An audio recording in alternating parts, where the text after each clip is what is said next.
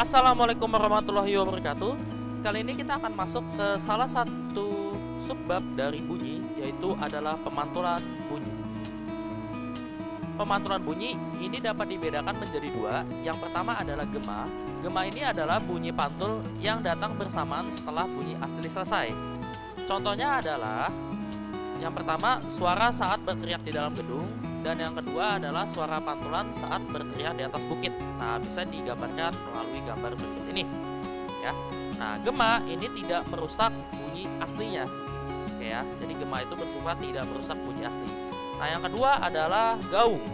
Gaung ini adalah bunyi pantul yang datang bersamaan dengan bunyi aslinya, oke ya. Contohnya apa? Contohnya adalah suara di dalam bioskop, juga yang kedua suara di musik studio. Nah, gaung ini bersifat merusak suara asli karena dia datang bersamaan dengan bunyi aslinya. Makanya di dalam suatu studio musik itu dipasang suatu dinding peredam ya, yang terbuat dari gabus atau busa supaya meredam bunyi pantul sehingga nanti bunyi aslinya tidak rusak seperti itu. Nah, untuk perumusannya adalah seperti ini. Jadi jarak dari pemantulan bunyi itu dapat dicari dari D sama dengan V kali T dibagi 2. Kenapa dibagi 2? Karena bunyi datang dan bunyi pantul menempuh jarak yang sama, yaitu 2D. 2D sama dengan V kali T, maka D-nya pindah ruas jadinya dibagi. Ya, V kali T bagi 2. Nah, pemantulan bunyi itu dapat diaplikasikan juga untuk menentukan kedalaman suatu permukaan air laut, ya. Jadi dari permukaan sampai dasar laut kita bisa menentukan kedalamannya dengan menggunakan sonar dari suatu perahu, dan juga dapat menentukan suatu sumber dari suatu dinding atau goa seperti itu ya. Ini keterangannya. Kita langsung aja masuk ke contoh soal. Oke, sekarang kita masuk ke contoh soalnya. Sebuah kapal memancarkan sinyal bunyi ke dasar laut R dan S seperti gambar. Nah, jadi di gambar ini ada 2 titik ya. Nah, kalau ada 2 titik ini artinya ada 2 kedalaman. Saya misalkan dari permukaan air laut atau kapal ini ke titik S itu adalah DS, kedalaman saat di titik S. Kemudian dari permukaan air laut sampai R itu saya misalkan adalah DR. Gitu ya. Nah, kita tulis saja yang diketahuinya. Bunyi pantul dari S tertangkap kembali di kapal 2 second sesudah sinyal dipancarkan.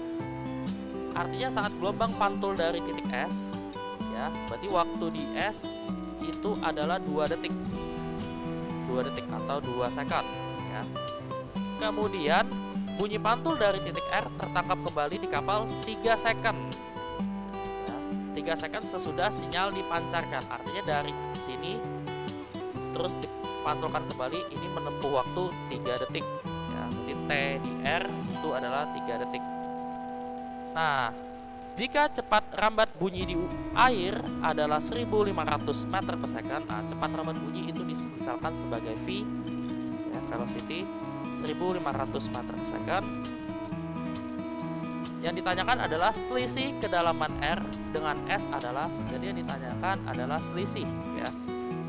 Selisih itu saya misalkan delta D itu berapa? Saya tulis keterangannya, ini adalah selisih kedalaman.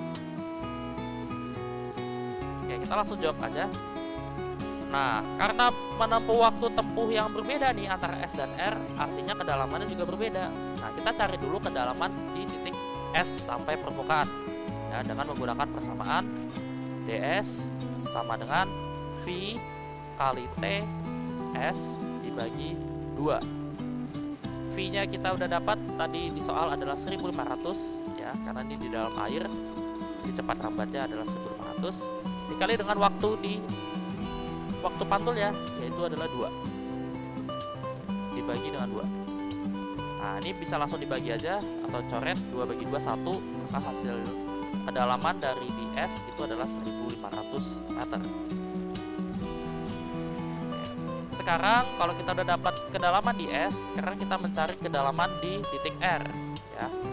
Sama persamaannya adalah DR sama dengan V. Nah, ini yang membedakan adalah T-nya, T di R atau waktu pantul ya, dibagi dengan 2. Masukkan aja dari yang diketahui. V V-nya adalah 1500, TR-nya adalah 3 dibagi 2. Nah, ini bisa kalian coret dulu, 1500 sama 2 itu 750. 750 kali 3 itu adalah 2250. Nah, karena waktu pantulnya lebih lama yang ada di R, maka nanti kedalaman di R akan semakin dalam. Seperti itu ya. Nah, tapi yang ditanyakan adalah selisih. Nanti delta D ya, jadi selisih kedalamannya atau delta distance-nya itu adalah 2250 meter dikurang dengan 1500 meter. Jadi nanti selisih kedalamannya di titik S dan R, jadi selisih kedalaman itu yang ini. Selisih kedalamannya adalah 750 meter. Seperti itu. Oke, semoga bisa dipahami. Nah, untuk latihan soal nomor 2, silakan kalian coba kerjakan sendiri. Komen jawabannya di kolom komentar berapa ketemunya. Terima kasih telah menyaksikan video ini. Like and share kalau kalian suka dengan video ini. Jangan lupa subscribe agar tidak ketinggalan video-video berikutnya. Terima kasih. Wassalamualaikum warahmatullahi wabarakatuh.